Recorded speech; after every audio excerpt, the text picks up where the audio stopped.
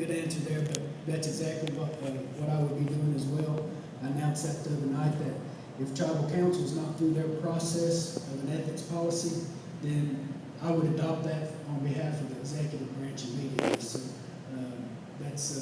that's a very easy question to answer, because that's one thing that I've done my whole career is follow a very stringent ethics policy, held myself to the highest standard. We operated the Tribal Gaming Commission, regulatory body, without reproach. Very strong organization that's held up to withstand the pressures of all the gaming activities and everything else to make sure that everything is protected and it's all done above board. Matter of fact, we put in our own ordinance that it's important to so important that if there's any violations of that, then there's fines levied against those individuals. So that's very important. So yes, absolutely. I think if it's not done by the council at that point, then we will do it through the executive branch. Thank you. Thank you. Number 2. Same question. If elected as chief, will you be supportive of the ethics committee, and will you be supportive of adopting an ethics policy for the tribe? Yes, we already have an ethics committee, and it's already met 3 times. When I was here for the Snowbird community meeting last week, TJ Holling is your ethics committee representative here from Snowbird, and they are doing a very good job. Ethics is moral principles. That comes from your individual. Now, what we need is policy and procedure. For example, our election board in a letter said that they do not have any policies and procedures or any staff manuals or training. We see that a lot with a lot of our boards and commissions. But when you talk about ethics, you have to look at the moral principles of the individual that is in those positions. How do they hold themselves morally to the rules and regulations, to the laws, to the policies and procedures, whether you're an elected official or if you're an appointed or hired official of the tribe. So we have to start holding each one of us to those high moral standards. That's what we have to start doing. The ethics committee then will set those policies and procedures in place so anyone that's elected or appointed or hired will have to go and keep that moral principle as they're working for this tribe in those positions. Thank you. Thank you. Number 3. Thank you. I think I answered this question just a few minutes ago, but just to elaborate a little bit more on it was the fact that our government needs to have this, that it needs to be in place. And I'll go back to something that Brandon Jones said there earlier. We're not all perfect. None of us are. Some of you can sit here and say you don't have a past. Some of you may have had one. Some of you may not. Information gets put out about individuals during an election. To me, a man should run on his own merit. Who he is, what he's about, what he's done for his community. That's ethics to me. Not throwing trash out where that everybody can see that. And it's happened during this campaign. It's happened to me. But I'm an ethical person. I ask God for forgiveness for the things that I've done, and I've moved forward in my life. But the fact of the matter is, being ethical and morally, that's up to the individual. And I think that's what people ought to run on when they run for this office. I've been a council member for the last 6 years. Birdtown community thought highly of me to be in that position for the last 6 years, and I was elected there. And I still hold my job up high. I got a lot of respect for our community, each and every one of them. I don't go around talking bad about none of them. I treat you the way that I want to be treated. That's the ethical and moral part of this whole story here. But I appreciate it. Thank you. Thank you. Mr. Lambert. If elected as chief, and listen closely, there's about 3 questions in this one question. But if elected as chief, what is your thoughts of Section 17? And if Section 17 is passed by council, will you support it? And would you support a referendum vote? let me make sure I got this right. Support section 17, if it's passed by tribal council, would I support that? What is your thoughts of section 17? Okay. And if section 17 is passed by council, would you support it? And if it is passed, would you support a referendum vote Referendum vote on on section 17? passage of 17? Yes. I'm very proud to say that I was the first one to stand up in opposition to Section 17, and there's very clear reasons why. It's touched on a few minutes ago, but in essence, Section 17 was nothing more than a golden parachute built for a few outlaw politicians, and I oppose that. I don't agree with that. I think if you're serving public office, once you're not elected anymore, you shouldn't have an automatic ride straight back into a fancy job or something. And that's what was the plan, and that was what was going on. I stood up in opposition to that, and I explained very clearly why I was opposed to that. So the answer to Section 17, no, I would not support it. As far as having it out for a referendum vote, I think that's one of the things that you elect tribal council for and executive offices is to make those type of business decisions, because that is one of those things that involves a lot of legalities and legal pieces that would have to be put together. I mean, and that's some of the things that takes a lot of study, a lot of time to deal with. I think the more appropriate type of questions for referendums deal with things like what I talked about earlier, whether there's alcohol on the reservation, but these complicated legal matters such as whether Section 17 is permitted or not were dealt with, I think is more of a question that should be left with council and executive's office. Thank you. Thank you. Ms. Crowe? Again, if elected as chief, what is your thoughts of Section 17? And if Section 17 is passed by council, would you support it? And would you support a referendum vote on Section 17? Your time. First and foremost, Section 17 is dead. The council voted to kill the resolution ordinance for Section 17. They did have a corporate charter summit up at the casino. About a week later, we had a lot of individual, very high executive, native executives from different tribes. We actually had the vice, I would say, what is it? I think he was the CEO of gaming. He was Lakota, and I liked his name. His last name was Hermini Horses. But he was with Indian Gaming from out of Las Vegas, Nevada.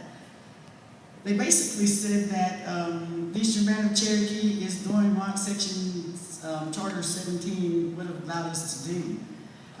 They used the Cherokee Boys Club as an example. They used the Claw Co-op as an example, the TCGE as an example of us already doing what Section 17 would allow. So Section 17, folks, is dead. There's no more discussion on it. We don't have to. The Eastern Band of Cherokee is doing it. And the people up there at this Charter Summit, they said that they are following us. They said that we are sleeping giants. And we are. We just got to get over our petty personal stuff and come together and start working toward the betterment of the tribe and start looking at how we can use those, what we call the limited liability companies. That's what they use in the LLCs to go ahead and create businesses, opportunities for it, especially down here in Snowbird. I would like to see us build an industry or manufacturing company here in Snowbird and have it for our enrolled members here in Snowbird. Thank you. Thank you. Mr. Crowe, I'll repeat the questions you need me to. I don't think I need to. All right, your time. Section 17 is pretty much a dead deal at this point in time. But what our people need to be thinking about right now is economic diversity. Whether, gaming, we've got gaming right now, it's doing real well. But Georgia and Tennessee are knocking on their door with legislation that they're providing in their states to try to bring gaming in there. So we've got to look at something that's going to diversify our economic development for the tribe. gaming's not always gonna be there like it has been for the past 20 years. So we gotta be ready, the tribe's gotta be ready. Section 17 may not be the way to go. LLC, like Missy was talking about, 8A contracts with the federal government, that's the things that we need to be looking at to bring here to our tribe. Just to give you an example, here recently, the Ute tribe, one of the Ute tribes, I think it was, got a $600 million contract from the government for 6 Air Force bases dealing with information, IT information and stuff, data. So we can do that too as a tribe. Tribal council's got to come together to do that with the executives to form this LLC, to be able to go out and pursue different opportunities for the tribe. That way we're bringing in more economic development, building outlets where we can go shopping at on the reservation. That's bringing in economic development. Different things like that our tribe needs to do and be doing, looking at what we're wanting to do to diversify our economic development is what that we need, and somebody in there to lead us and guide us through that. So I wouldn't be for the referendum, you know, for Section 17, and the reason I didn't mention that was because it's a dead deal. If it came down to that, and that's what the people want, I don't have an issue with that. Thank you. Thank you. Mr. Lambert. If elected as chief, how will you control the tribal credit card use and tribal vehicle use for personal gain? Well, I think that's very clear. It's illegal. It's a crime. It should be punished as such. This is something that we dealt with in my former job is in what used to be called P cards. I guess it may still be with the tribe called that, but that is a system that is just ripe for abuse, and it's proven that there is abuse going on in that system, especially with tribal vehicles. I mean, you find them at Walmart, you find them at movie theaters on weekends. You know, that's a very big problem that the tribe is experiencing. I think there needs to be a better tracking, a better system for vehicle use and checking out of those vehicles. Also, the credit cards. Right now, I don't know how many credit cards have been issued for tribal members, but there's a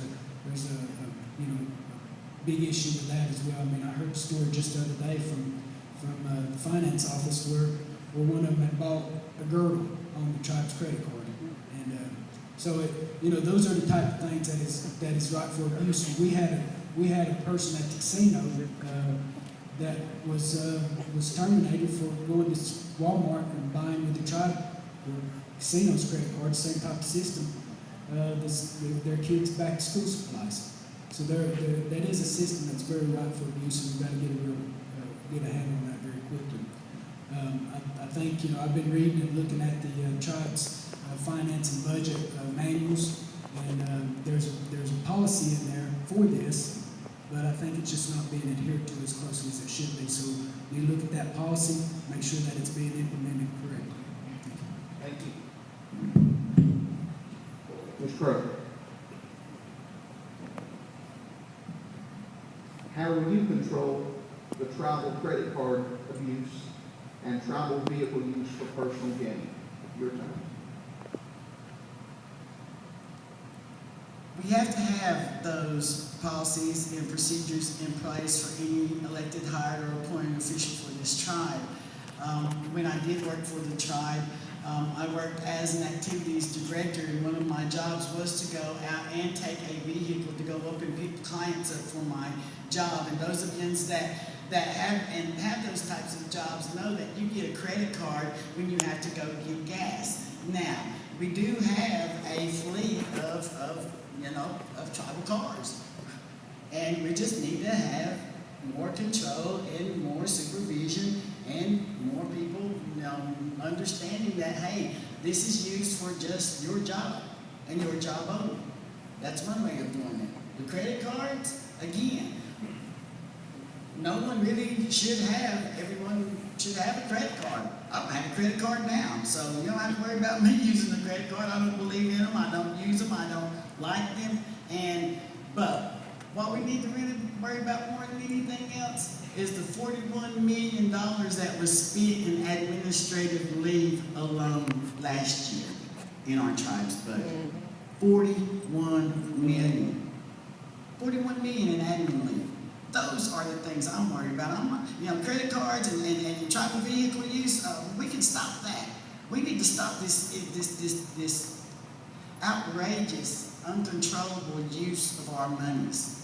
And we need to get in there and we need to get a tight rein on it. We need those monies so that we can start healing our families. We need those monies so that we can start getting jobs for our people and training them. I would like to see that money go. We see a lot of our people that are only, got a high school diploma because that's all you need to get your big money. We need to get them to school and training. Thank you.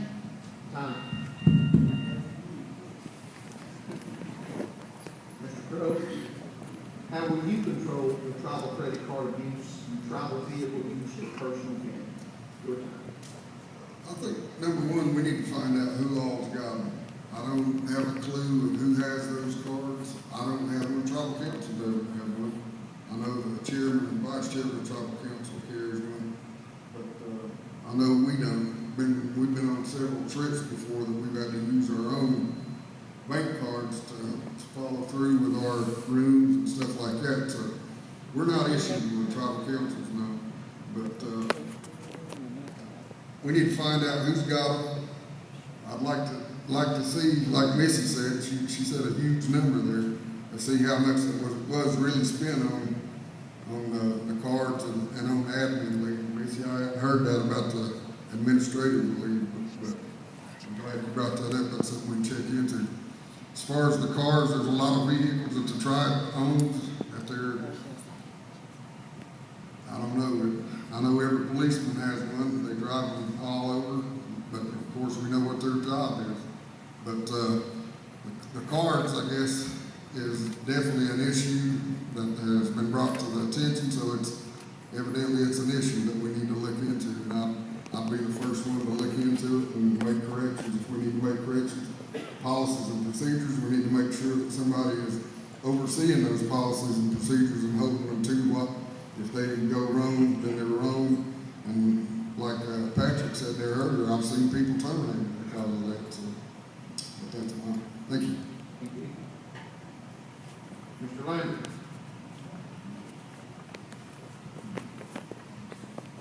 Do you think elected officials should receive retirement pensions after they're voted out or decide not to run anymore from office, including their spouses? Your time. Well, I think the retirement system for elected officials is okay, but I disagree with retirement for spouses. And matter of fact, going into office, I would be the first to say that we would actually propose a change in the law, and I might get hit after a while, but I'm just kidding. Cindy's talked about this, and she agrees with it.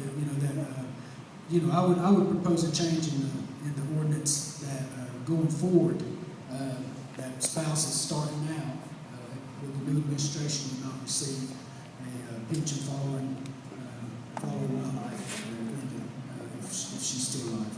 So I don't agree with that piece of it. As far as retirement for tribal officials, it was mentioned a while ago by Brandon, how tough this is, and I've been around these guys. I've been around the council and the tribe for pretty much the past 25, 30 years working, and it does take a real toll on people. So I think there's some room for retirement pensions for elected officials. However, one part that's not included in the question is about term limits. I think we need to look into term limits. I would propose that we do a 2-term limit on executives, 4 terms for tribal council, and let the people vote on that. And then that would also help solve the problem with long-term pensions for elected officials and tribal council. So that would be my position, but that's one way to start getting it under control. Thank you. Thank you. Ms. Crowe, if elected as chief, do you think elected officials should receive retirement pensions after they're voted out or decide not to run anymore from office, including their spouses, your time? No, you're a public servant. When you choose to go and serve your people, that's what you want to do, is go serve your people. I feel that you need to be compensated. The original law said that the people decided the chief's salary from the determination of the wealth of the tribe. I don't believe in the chief's salary right now. And I'm proposing as principal chief that my chief's salary will be $55,000 to $60,000, but I'll let you decide that. I've been living less than 25 and raising 3 kids the last 15 years. So I don't. We're public servants. And when you're done with your public service, then you go back to your public work, or get your job and get back in there. If you choose to go and work and serve for your people, that's what you're doing. You're going to work and serve your people. I feel that it's up to the people to decide the compensation of the principal chief. I will allow that. I will allow that. Because like I said, I'm going to raise 3 children. My son's getting ready to go to Appalachian State tomorrow. My daughter's in junior high school, and my baby's in 8th grade. And I did that all as a single parent. So, these are some of the things that we have to start looking at as a people and start worrying about pensions. Success is dealt with at levels of each other, determines their own success. Mine's waking up in the morning, and everything after that's a blessing. So to me, no. If you're a public servant, when they decide to come out and work for your tribe, and that's what you do. You come and work for your tribe, and you get compensated what the people feel you need to be compensated. Thank you. Thank you. Mr. Crowe, do you think elected officials should receive retirement pensions after they're voted out or decide not to run anymore from office, including their spouses? Your time. Number one, there's regulations already that's in place that state how many 2 terms a council member. If you're only in there 2 terms, you don't get a retirement. 4 terms, your second term, you start building a retirement, a percentage of what your salary is. So there's things in place right now steps in place for a tribal council member and a chief and a vice chief based on how many years of service that they've got in there. That's in the law as it is right now. As far as the spouse, I don't agree with that going forward. And the thing that people's got to understand is if the law changes going forward, those people that have it already, they're going to be grandfathered into that law, so it don't matter whether you change the law or not, it's going to affect going forward. So I just want to put that out there. But also something to take into consideration about the council member and their pay and their retirement is the fact that they aren't able to be put into a 401k. They don't get 401k. All they get is the salary that they make there. As to where the chief and vice chief and other some boards and stuff, they're allowed for 401k for their retirement. So they're building the retirement as they go along on those. But that's my comment. Thank you. Thank you. Our 6th question, Mr. Lambert.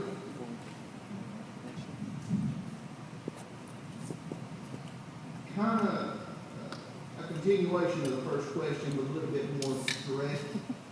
Do you think the last pay raise was done illegally, and how so? Your time. Well, I know this has been a very controversial issue for the communities. It's been controversial all over the reservation, not just, of course, in this community. But there's,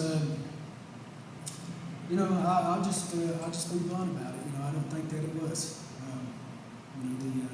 The Attorney General issued a statement, legal ruling, stating that that was the case, that this was not proper, it was not in accordance with law, and the council chose to not adhere to that and made their decision as they were. So I think the decision to move forward on that bordered on the issue of legality as well as a question of ethics. And I made that clear whenever we first started this campaign. I still feel that way. I believe that the decision to go forward in a non-election, in an election year,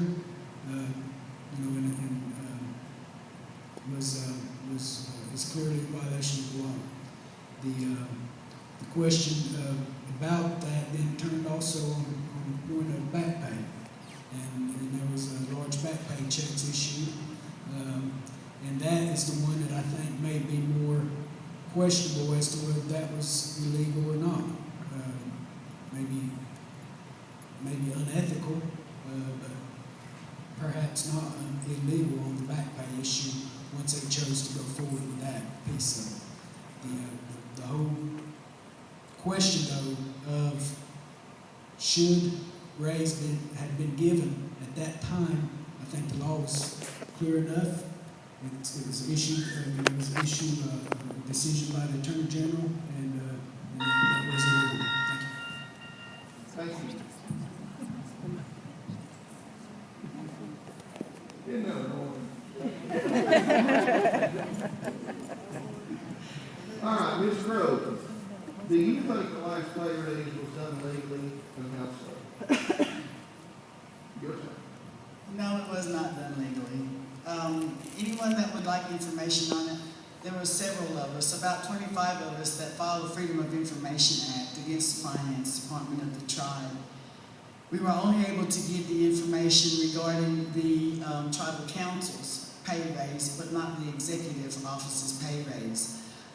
These are some of the issues that we are seeing when we come into tribal council, when we come in to ask questions of our chiefs about how we justify being compensated that much to serve.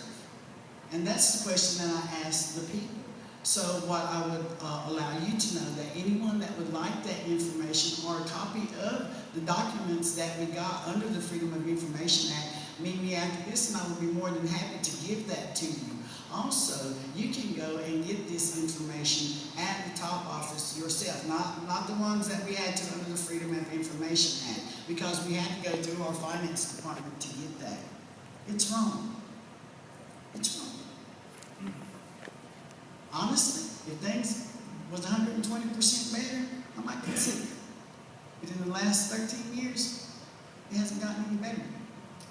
And I don't feel that that's justifiable.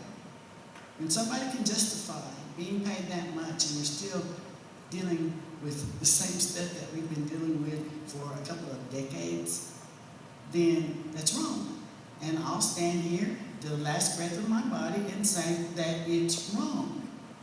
It's wrong. So you, as the enrolled members of this tribe, when we talk about transparency and we go to our government and our elected officials and we ask those things, we should be giving them, right? Right? We shouldn't have to follow Freedom of Information Act. And because of that, it's wrong. Thank you.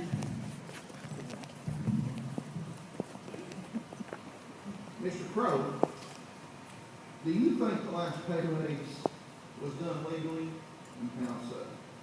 Your turn. I don't think it was the tribal council. I'm a tribal council member. I acted along with some of the other ones. Some of them didn't vote for it. The information that we acted on was law that was passed years ago. All that finance done was brought it in, they implemented it, and that's where the tribe went from there. We talk about the tribes, and back the last time that I was down here, we talked about this. The same subject came up, and I gave the examples of our tribe as a multi-million-dollar corporation, which is what we are. Tribal council, chief, vice chief, they're like CEOs, COOs, people of that nature that are running this tribe. And when you talk about the pay and the responsibility that these individuals have to work for their people there, you've got to take that into consideration.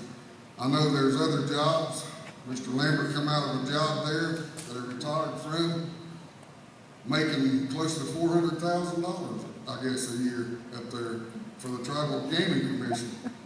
But when you look at those jobs there, you look and see how equal is that to the pay that's being given to these tribal council members that's got the same or more responsibility than just overseeing a gaming operation? Anything that happens, the chief, the vice chief, tribal council members, they're responsible for anything that goes wrong. So I want to make that clear to everybody there. And I'm not pointing Mr. Lambert out just on purpose, but I want people to know the difference in the pay scale there. There's a big difference here.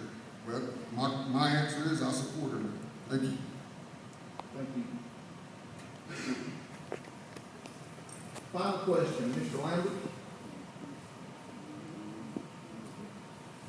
Will you be humbly supportive of the Snowbird community in Cherokee County and try to attend community meetings as much as possible, and why? Absolutely. You know, I tell you, let me before answering that, I just have to respond to one thing there. That salary, I don't know where that comes from. That's way off. But first of all, I left that job to run for this one, and that salary does not matter to me.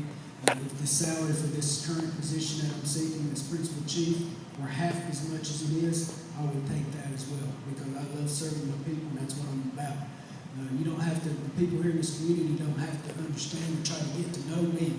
I've been around here for 12 years. I've come and I've participated in family reunions, family birthdays, came for all the services that I could attend. You know, at Christmas time, I bring gifts just out of my own pocket. Matter of fact, that's where my per cap goes to each year. Because I've been to different communities, this being my most favorite to attend, and we give out Christmas gifts every year. I've put myself out here for this community to know me and my wife and get to know us personally. So you ask if I will come and be present and be humble. Absolutely. I think I've got to know the community very well. People know my heart now. People know who I am. People know what I'm about, and they know how much I care about this community. That's it. Thank you. Thank you. Ms. Crowe, will you be humble and supportive of the Snowbird community in Cherokee County and try to attend community meetings as much as possible, and why? Well, I've been coming down here quite a bit here in the last couple of years. I started coming down here as a baby with my mama in the Yale Baptist Church, singing up here at Zion, Buffalo, Church of the Leg of Lamb. I used to like that, but you might joke like that. Ned's on, Ned, my buddy Ned. Ned was also part of an investigation committee that we did back in the early 90s. He actually came down and let me look at some of Gaffney's stuff. Gaffney was a chief's advisor here. But I love Snowbird, and I like coming down here for the singing conventions. Last time I came down here for Fading Voices was with my dad. Dad's been gone about 10 years, but that was the last time. I've been in and out of 7-year breast cancer myself, survivor here. But Snowbird, I would like to see you guys have a clinic here, your own clinic. I would like for you to have your own school here, like the new Gadua Academy. I would. You guys could do that here. You guys could have your own store here. You guys could have your own town here in Snowbird. I would like to see that for you. I would like to see you have your own gas station here. We've heard a lot of that argument in council about one gas station down here at the casino. Why don't we argue for a gas station here for Snowbird? Why don't we start arguing for, like we said, manufacturing, industry? We have to start looking at agriculture because of the genetic modifications of vegetables, because of diabetes, cancer, commodities, processed foods, hurts native peoples in our bodies. So we're going to have to start looking at how we are going to start, number one, having healthy, wealthy people. And we can start here in Snowbird. That's what I want for Snowbird. Thank you.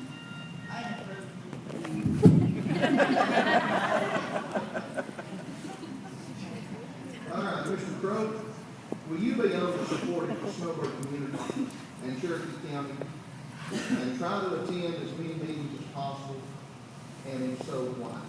Absolutely, and I think that's one of the things for the past 6 years that I've done. Anything that Adam and back then when Diamond was first in there, and even now when Brandy's in there, when they bring something forward in there for their community in Cherokee County or Snowbird, either one, I'm very supportive of it. I don't like to hear Adam say that they're getting the crumbs, but I want to make sure, that they are getting what they're justified for having down here. It's something that they need. They don't come and ask for things that they don't need. When they come and bring different projects in for their communities, that's something that the community is in dire need of. And I've always been supportive of that. I've been down here in Snowbird several years ago when I was the chief of police, and when I was a policeman, I worked down here quite a bit. But I know a lot of people down here, and I don't have an issue of coming down. If I'm the chief, coming down and sitting in on some of the community meetings, don't have an issue with that. I'd be glad to be welcome to come down here and be part of it. But, yep, I'd like that very well. Thank you. Thank you.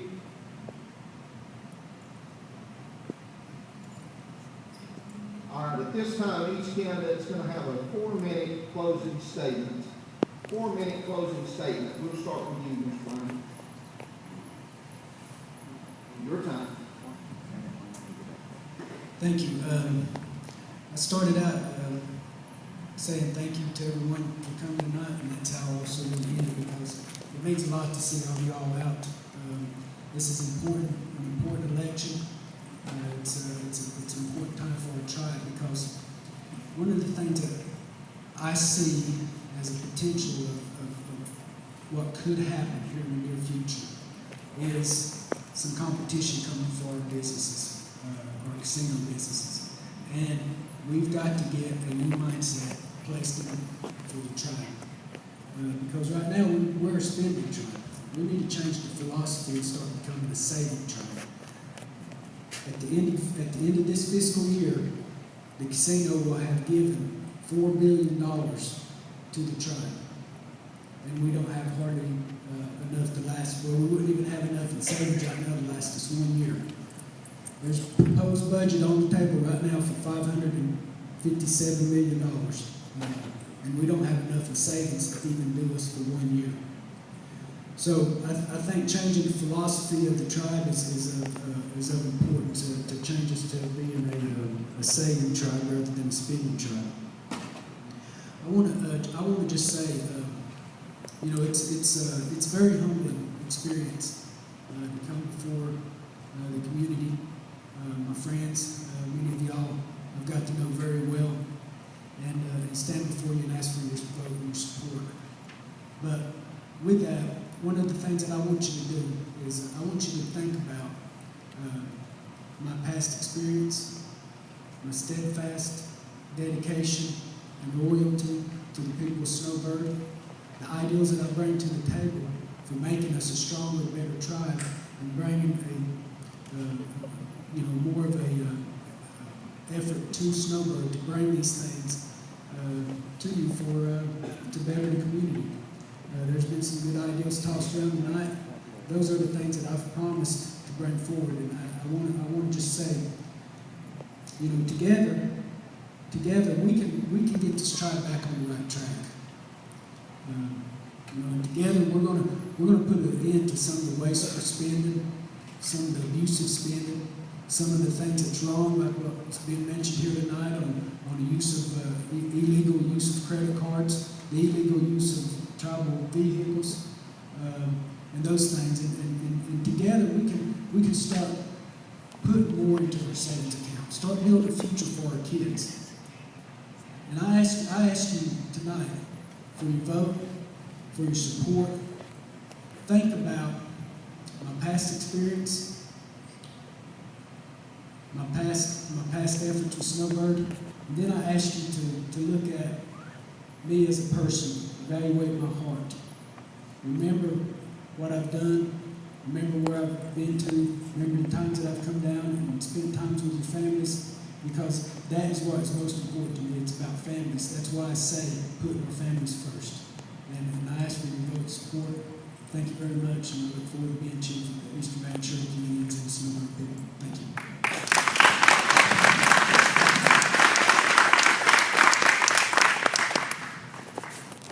Ms. Grover, you'll have a 4-minute closing statement. Your time. 3 years ago, in 2011, I ran for principal chief. And I was asked, principal chief candidates were asked to come down here and participate in the support cancer program. And I brought my guitar down and I sang, and Noah Crow was the MC. And he said, "Missy, don't get chief, keep singing for the Lord." And I have. This is who I am. You know this song? Sing it with me. If you don't, learn it. Squatini sesti huma eladi kali sai diwani kali yuwaya talini kidini nigo hila skisteli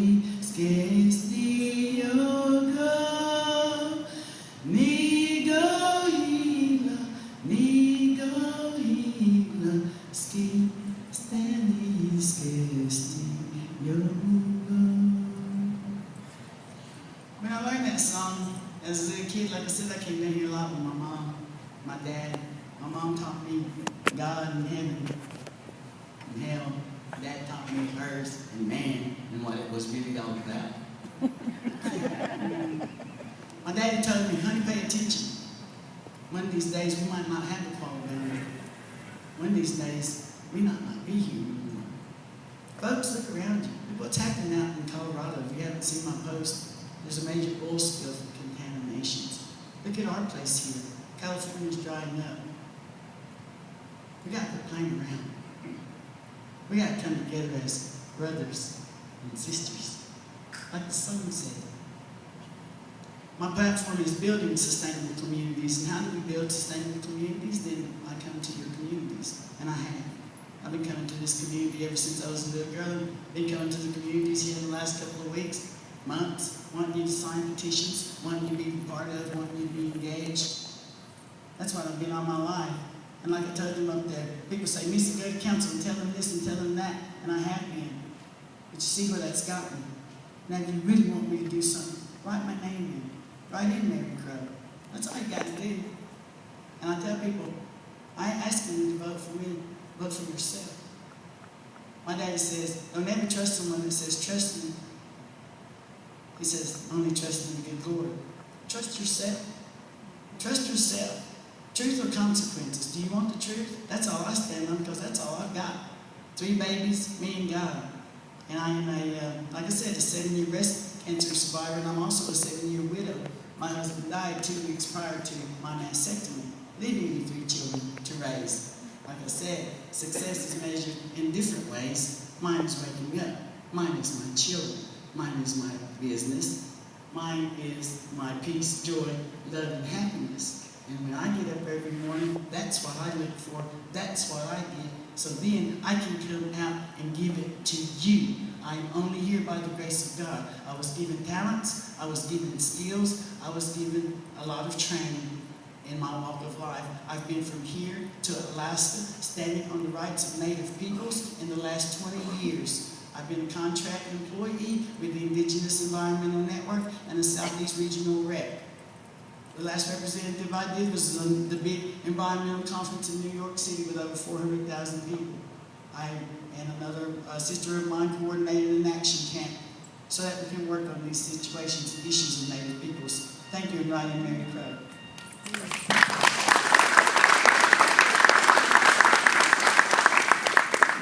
Mr. Crow, you have 4 minutes for a closing statement. Your turn. Thank you. First, I'd like to just start out by giving you some numbers here of what our tribe has done here since I've been in the past 6 years, and then I'm going to talk a little bit about gambling. We've sent our tribal members over $2 million in capita, $2 billion in per capita payments.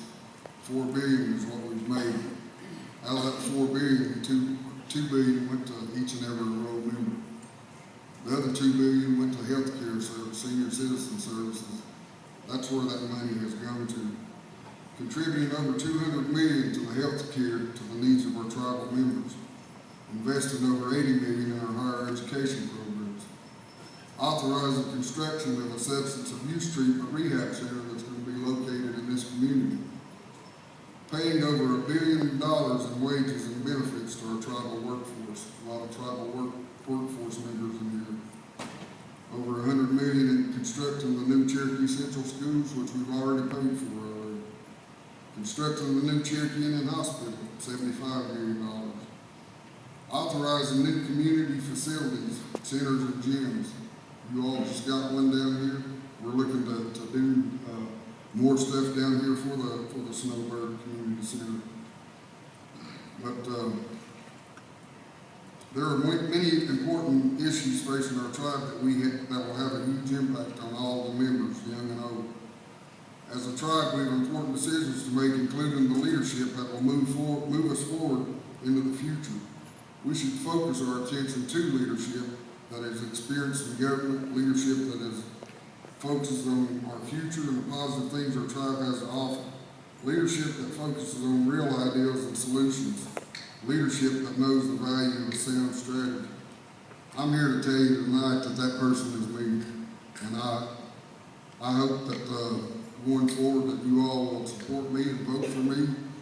I'm just an old poor boy, just like everybody else in here. I don't think that I'm better than anybody else. If anybody else needs help, I try to help them. If you call me and ask me, I don't have an issue coming and meeting with you. But my dad always told me to treat people the way that I want to be treated, and that's what I do. I respect people. I also, at the same time, hope that people would show me the same respect. Respect's not something that's given, it's something that's earned. But I respect each and every one of you here. I look forward to working with you in this position. I humbly ask for your prayers, your support.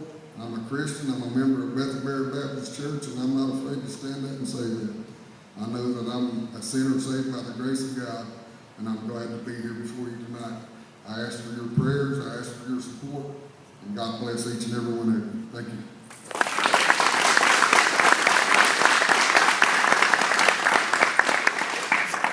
Once again, our candidates running for president.